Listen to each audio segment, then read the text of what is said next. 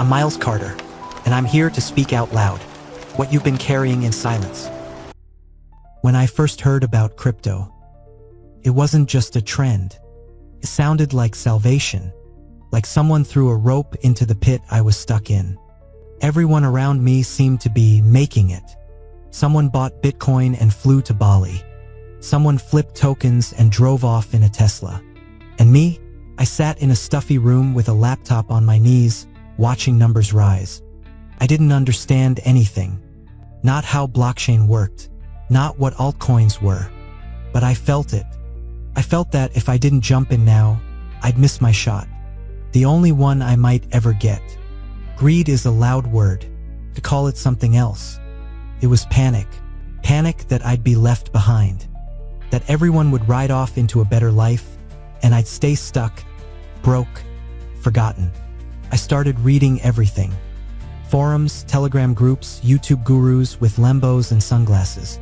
And they all had one message. You can make it too. Just don't miss the wave. So I didn't miss it. I borrowed money from a friend. Sold my old bike. Pawned some gear. All for my first crypto deposit. And I remember that night. I hit buy, and for the first time in ages, I felt hope. A week after I put money in, my first token went up by 60%. And it wasn't just growth. It was intoxication.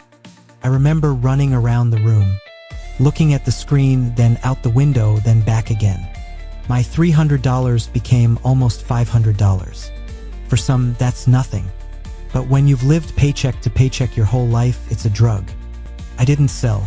Of course not. I thought, if it went up 60%, it'll go 300. Why not? Then came the crash. Fast. No warning. Down 40% in a day. Then more. Then the exchange froze. Then the Telegram group went silent. And everything I had. Deflated. But I was already hooked.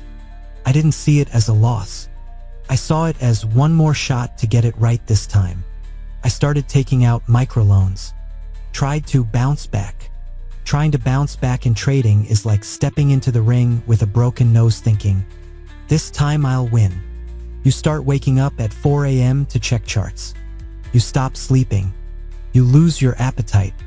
You stop leaving the house. I stopped being me. And the scariest part wasn't even the money. It was the silence. The silence in your head when you see a minus and feel nothing. When you're drowning, you think you just have to swim faster.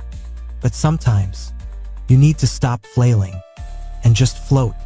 I started watching trading webinars, courses, boot camps, signal chats. Paid a guy on TikTok for insider access. He vanished. Started to feel like everyone knew something I didn't. Like I was the dumb one. I blame myself. I got into this. No one forced me.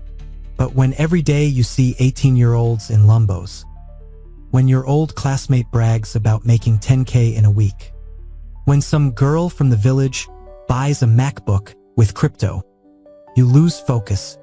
You don't think how to earn. You think how not to be the last idiot in this illusion-filled world. I got into debt, then debt to pay debt. Then I pawned my old laptop for $80.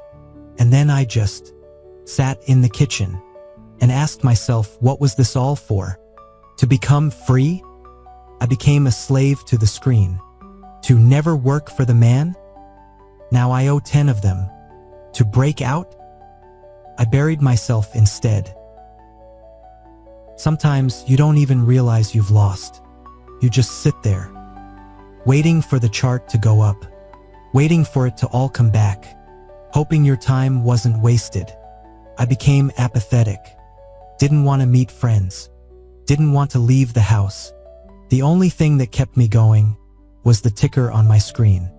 Once, I stayed awake for 36 hours, high on adrenaline, $0 in my account, but I felt like I was managing millions. Truth is, I was just an addict. Only my drug was charts and red numbers. When the thrill faded, there was nothing left. The phone didn't excite me anymore. Money, gone. Nerves, fried. Even my dreams were in black and white. And then I thought, what if I'd put all that time into something real? Not into some coin with a dog on it, but into myself? Why am I so afraid of building slowly, but so ready to leap into the abyss without a parachute? The hardest part was telling the people I loved. I told my dad all the money was gone, lost in crypto. He looked at me like I wasn't his son anymore, like I was a failure. He said he always knew, said I was messed up in the head, that I was a dreamer, not a man. But I just wanted out. I wanted to prove I wasn't average, that I could be more than a boring job and a quiet life. I wanted them to be proud of me. My mom, she stayed silent, and that hurt more than yelling. Friends disappeared. They called me when I was making money, but when the losses came, the phones went quiet. That's when I realized how quickly you become a nobody. When you don't have wins, when you don't have numbers, or likes, or stories of success.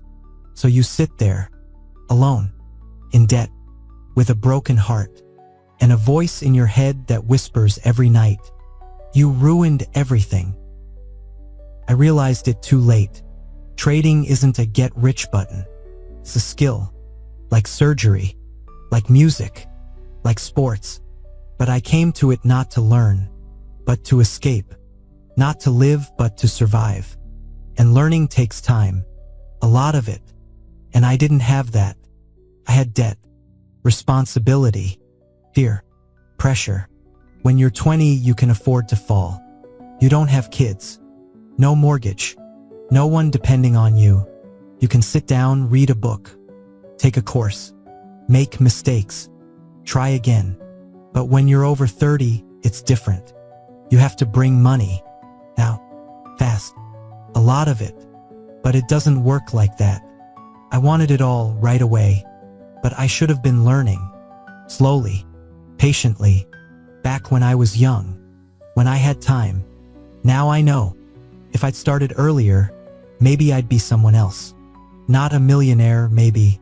But someone with a real skill. And skill is power. So if you're younger than me, start now. Before it's too late. Before urgency becomes your prison. Thanks for listening. I needed to say it. Maybe you needed to hear it.